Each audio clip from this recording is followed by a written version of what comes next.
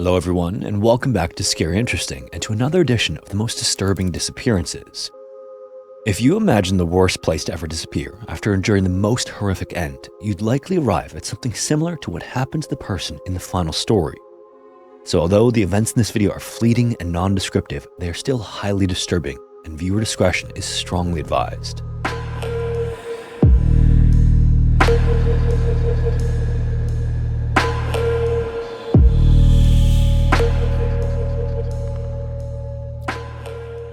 Wasp Water is a beautiful 3-mile-long glacial lake located in England's majestic Lake District National Park. This is about 260 miles northwest of London. And although the lake isn't particularly deep by most standards, at about 260 feet deep, it's actually the deepest lake in the entire country. As a result, it's always been popular with amateur military and police divers and professional search and rescue divers as a place to train and explore the lake.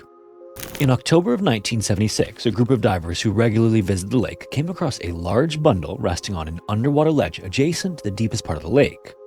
The oval-shaped object was approximately 3 feet long and 1.5 feet wide, but it was surprisingly heavy for its size.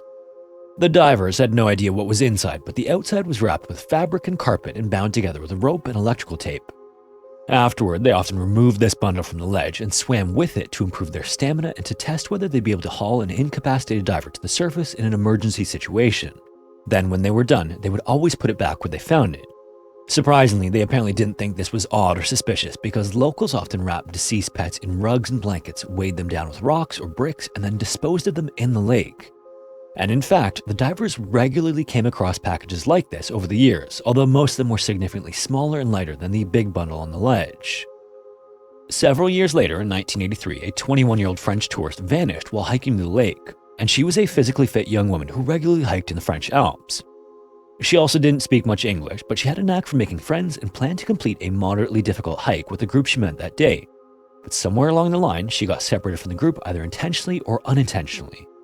The other hikers initially assumed she just went off to explore on her own and that she'd catch up with them later, but they began to get seriously worried that afternoon when she failed to show up at the post-hike rendezvous point. Then when her parents in Paris hadn't heard from her 2 days later, they contacted the local authorities and reported her missing. Afterward, alpine search and rescue teams, tracking dogs, divers, and aircraft all participated in one of the largest searches in park history, but no sign of her was found in or around the lake. In late February of the following year, an amateur diver came across the large bundle in Wasp Water that other divers had been using as a practice weight since October of 1976. But unlike the other divers, he immediately reported it to the police because he thought it might contain the body of the hiker. Police divers then retrieved it that afternoon, and it only took a few snips and a little unwrapping to determine that it did in fact contain human remains. Nobody knew who the poor woman inside was or how long she'd been in the lake, but it didn't look like she'd been dead for very long because there was almost no decomposition. Even her mascara was apparently in nearly pristine condition. However, what was immediately apparent was that it couldn't possibly be the tourist because the woman in the bundle was clearly middle-aged. The case then took another unexpected turn when investigators discovered that she was wearing a wedding ring, and upon closer inspection they found that it bore the inscription Margaret 15-11-63 Peter. This woman would come to be known as Margaret, and her background is a bit of a mystery. But we know that she married Peter Hogg on Friday, November 15th, 1963, and that their names and the date were inscribed on her wedding ring. Peter was 19 years older than Margaret, and at the time he was an airline pilot and she was a stewardess. Peter and Margaret worked for a number of airlines over the years, and they eventually had 2 children and settled into comfortable upper-middle-class lives. Unfortunately, their relationship was already struggling in 1973 when Margaret began having an affair with an American banker she met on a transatlantic flight. Peter apparently found out about it almost immediately because Margaret openly flaunted it. Afterward, he did his best to turn a blind eye to the infidelity for the sake of their children, but she apparently threw the affair in his face whenever she got the chance. It's not really clear what caused the initial rift between them or what kind of husband Peter was, but soon enough, the tension in the home was set to be unbearable. This was made slightly more bearable because they weren't always home together because they had busy schedules, but when they were, they argued constantly. And again, at some point, Margaret began regularly bringing up the affair just to get a rise out of Peter. This then often escalated until things even got physical. But even so, Margaret and Peter stayed married and continued living together for 3 more unimaginably long years. That was until the situation finally boiled over one evening in October of 1976 when she casually strolled through the front door after a week-long vacation in Dorset with her affair partner. And then, after that, Margaret was just out of his life and the lives of their children. Peter told friends and family that she ran off with another man, but he waited nearly a month before calling the police and reported her missing. Shortly thereafter, he met with a local solicitor to initiate divorce proceedings. The police did what they could to track Margaret down, but it's worth pointing out that there was also absolutely no evidence at the time to suggest that she was in danger or that a crime had been committed. As far as police knew, she ran off with another man, like Peter said. So, investigators had no choice but to put the case on the back burner, and by mid-1977, everyone assumed that Margaret was gone for good. By the time she was found, nearly 8 years had passed since her disappearance. The details of the discovery were then broadcast on a handful of local news programs, and shortly after, a number of Margaret's friends and family members came forward to confirm that the ring was hers. Later, marriage and dental records also confirmed that Margaret married Peter Hogg on November 15, 1963, and that she was the woman in the bundle. By then, investigators also knew about her affair and that her husband Peter reported her missing in November of 1976. They then surprised him by showing up at his home and telling him that Margaret's body had been found. He adamantly denied having to do with her disappearance or her death, but a subsequent search of the home revealed bloodstains under the carpet in the master bedroom, as well as a rope and cloth that were identical to what the killer used to bind the bundle. The 57-year-old was then arrested and charged with Margaret's murder on Sunday, March 4, 1984. He pleaded not guilty, and during his trial in London, his solicitor tried to portray him as a long-suffering family man who'd endured years of infidelity, torment, and provocation from his vicious, cold-hearted wife. Then when her affair partner took the stand, he told the court about their vacation in Dorset the week before her disappearance. He also said that as far as he was concerned, her abrupt return must have been the spark that set off the violent altercation that ultimately led to her death. And in light of the physical and circumstantial evidence against him, Peter eventually realized that his only hope was to confess and throw himself at the mercy of the court. He then began by telling the judge and jury about the argument he and Margaret got into as soon as he walked in the door that night. A few minutes later, he claimed that she did what she always did. She berated him, demeaned him, threw things at him, punched and scratched him, and kicked him in the groin. Then, when he couldn't bear it any longer, he punched her, grabbed her around the neck, and held on for far too long. Peter said that he came to his senses a few seconds later, but that Margaret fell to the floor when he released his grip. At that moment, he knew what he had done and that he had a very important decision to make. On one hand, he could turn himself in, risk spending the rest of his life in prison, and leave his 2 young children motherless and fatherless. Or he could dispose of her body, report her missing, deny knowing anything about her disappearance, and hope for the best. That night, he placed a dry cleaning bag over her body, bound her in the fetal position around a concrete block, wrapped her in fabric and an old carpet, and cinched the bundle together with rope and electrical cable. Then he loaded the bundle and an inflatable rubber dinghy into his trunk and set out on an overnight drive 270 miles to the north. Just before sunrise, he rowed out into what he thought was the deepest part of the lake and pushed the bundle into the cold, dark water. Peter also told the jury that it was the longest day of his life and that he was so nervous that he almost fell out of the boat while disposing of Margaret's body. And in the end, he said he didn't commit murder because he had killed her in the heat of the moment without malice or forethought. And afterward, after an unexpectedly short deliberation, the jury apparently agreed. To the horror of Margaret's friends and family, they found Peter guilty of manslaughter instead of the far more serious charge of murder. When it was all said and done, he was sentenced to 3 years in prison for manslaughter and another year for obstructing a coroner and committing perjury during the divorce proceedings that he initiated shortly after Margaret's death. Margaret's body probably would have disappeared forever if it hadn't come to rest on the narrow ledge adjacent to the deepest part of the lake. If it hadn't, it's unlikely that Peter ever would have been charged with her murder. And as for the missing Frenchwoman that helped solve the case, a 53-year-old hiker found her remains in a boulder field 1,000 feet above Wasp Water in May of 1985. Marks and injuries found on her remains indicated that she was likely killed from a fall of great height. The discovery was the kind of thing that sticks with a person, the kind of sight that haunts a small town long after the headlines fade. It was April 13th, 1977, when Charlie and Mavis returned to their abandoned farmland about 8 miles west of Tofield, Alberta, Canada. They were actually scavenging, hoping to salvage a septic tank pump from the old property before buying a brand new one. It's unclear if they ever did find that pump, but what they did find was a foot protruding from the murky depths of the septic tank on the abandoned property, pale and bloated.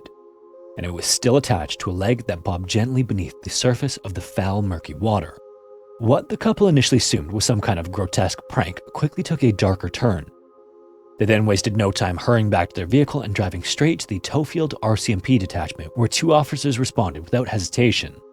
When the couple led the officers back to the septic tank, the scene was like something out of a horror movie.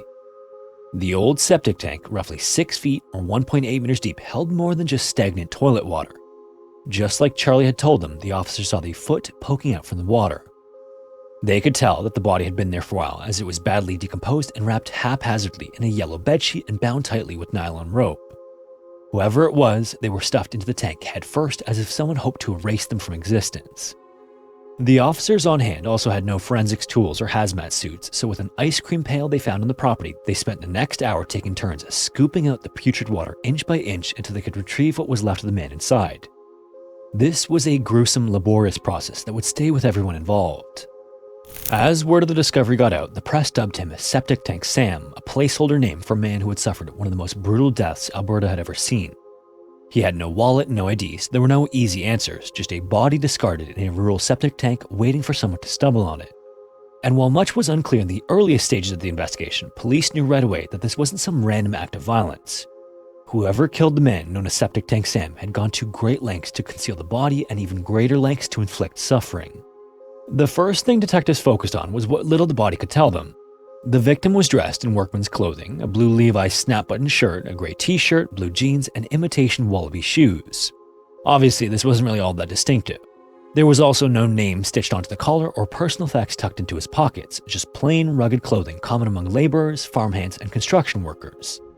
The killer or killers, however, had made a critical misstep. The perpetrator had covered the body in something known as quicklime before dumping it. This backfired though. Instead of dissolving the body, the chemical, when combined with the moisture in the tank, almost preserved him, locking the evidence in time. So what the killer had hoped would vanish was now the investigators' most valuable asset. And this was good because the septic tank itself gave up no clues. There were no shell casings or weapons at the scene. Nothing at all also pointed to where the man had been killed, and along with the decomposition of the body, this suggested that he hadn't died there. The tank, it seems, was just a dump site. Police then began working through possible scenarios, and the sheer brutality of the incident pointed to a personal motive like revenge, jealousy, or maybe retribution for a perceived slight. It was clear that this wasn't random, and this was then confirmed by the autopsy. It was clear Septic Tank Sam had gone through a prolonged and deeply disturbing ordeal. The medical examiner in Edmonton first began piecing together what little remained of the decomposed body. At first, even identifying the victim's race was a challenge. The examiner initially classified the man as Caucasian, which would later turn out to be a huge mistake that hampered the investigation early on. The official cause of death was then ruled as gunshot wounds. There were at least 2 shots fired from a .32 caliber semi-automatic weapon striking the head and chest, but those weren't the injuries that stayed with investigators. What stood out much more was the deliberate, methodical damage inflicted before the final shots were fired. The man had been tied up, attacked, and there were burns on his body. These were determined to have come from both cigarettes and a small butane torch. And that's not even the worst of it. Apparently, damage was so severe to some areas that it took months to confirm the body was in fact male. The exact tools were never identified as there was too much damage and decomposition, but farm shears were floated as a likely possibility. Then, after he was finally given mercy, the man was shoved headfirst into the septic tank, doused with quicklime, and left there. But even despite all of this, the medical examiner would still be able to learn more about him. Sam had a full set of intact teeth, and some even showed signs of recent dental work. He was also of medium build with dark hair, and judging by his workman's clothing, likely employed in some kind of manual labor. Investigators then floated the idea that Sam might have been a transient or migrant worker passing through Alberta, someone who wouldn't have been missed right away. And Tofield, while small, sat close enough to Edmonton that a drifter or day laborer could have easily passed through unnoticed. But with no name, no leads, and a crime scene that was clearly personal, investigators knew solving it hinged on figuring out who he really was. What followed was more than 4 decades of frustration. The first big move, though, came 2 years after the body was found. In 1979, the remains were exhumed from their unmarked grave in an Edmonton cemetery and flown to Oklahoma. There, 2 of the top forensics experts in North America got to work. Their specialty was rebuilding faces from skulls, and using 3D facial reconstruction, they created a model of Sam's face.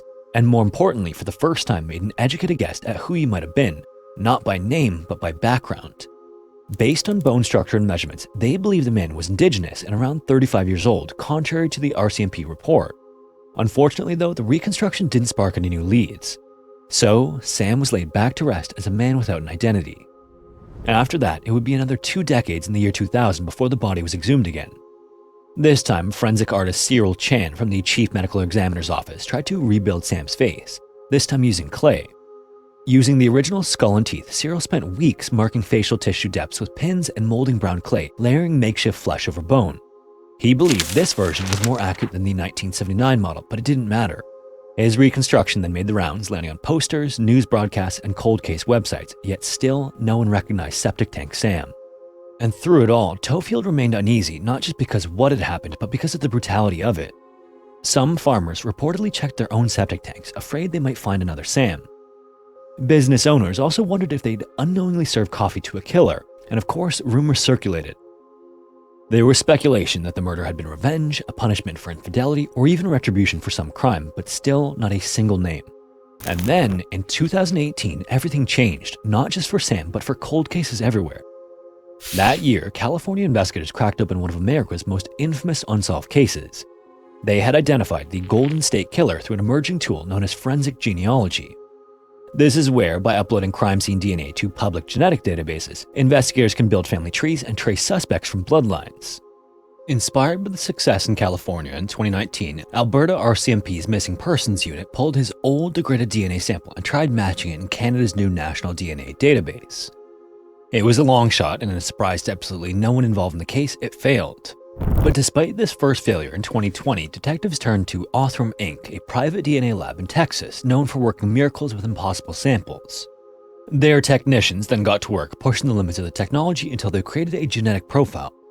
From that, police finally built a family tree, uploading the data into public databases and slowly working outward, hunting for living relatives who might connect back to Sam. By October 2020, more than 40 years after the body was discovered, they finally had a name. Septic Tank Sam was known as Gordon or Gordy Sanderson. He was a 26-year-old Indigenous man from Manitoba who had disappeared sometime in the mid-1970s. The breakthrough then came full circle when the RCMP reached out to Gordy's surviving relatives, confirming the match through his older sister. On June 29, 2021, nearly 44 years after his death, the Alberta RCMP held a virtual press conference and announced Gordy's name for the first time publicly. What made the case difficult to swallow beyond what Gordy had went through was that Gordy's family had tried to report him missing, but the dots were never connected. No one thought to link an Indigenous man to the septic tank body because investigators spent years assuming he was white. With his identity finally known, though, the case was transformed. For the first time since 1977, it wasn't about identifying the victim, it was about hunting perpetrators, and maybe more than one. Tragically, though, this investigation continues to this day as police work to determine who is responsible for Gordy's death. In the meantime, though, as work continues, Gordy's story can finally be told. He was born on October 22, 1950 in Manitoba, and sadly, like so many Indigenous children of his generation, his life was shaped and shattered by something called the 60s Scoop. This was a policy that tore thousands of Aboriginal children from their families between the 1960s and 1980s. They were then placed into foster care homes or adopted out to white middle-class families. Gordy was 9 years old when he was taken, and like so many others afterward, he grew up alienated, isolated, and struggling. By the 1970s, he was living in Edmonton, bouncing from place to place, tangled up in addiction problems, and scraping by the best he could. Police also knew his name, but only because of minor run-ins. The last anyone in his family heard, Gordy was planning to visit his younger brother in Calgary. It was supposed to be a simple trip and a chance to reconnect, but somewhere along the way, Gordy vanished. His sister then went on to try to find him, and she reported him missing after years of wondering and worrying. But again, the initial misclassification of the body meant that even if someone was asking the right questions about Gordy, the answers wouldn't have led back to him and Sam being one and the same. And so when the police finally identified him in 2021, the revelation was bittersweet. For Gordy's family, there was relief in knowing what happened, but there was also rage and heartbreak. Decades were lost, and justice had been delayed, even to this day. The reality was that Gordy had spent 44 years known only by a nickname born from a place he was dumped, and it was sickening. Gordy wasn't just Septic Tank Sam, he was a brother, a son, and a victim of a system that had failed him. If you made it this far, thanks so much for watching. If you have a story suggestion, feel free to submit it to the forum found in the description. Also, if you want to support the channel, consider joining the Patreon or becoming a channel member here on YouTube. Anyways, thanks again, and hopefully I will see you in the next one.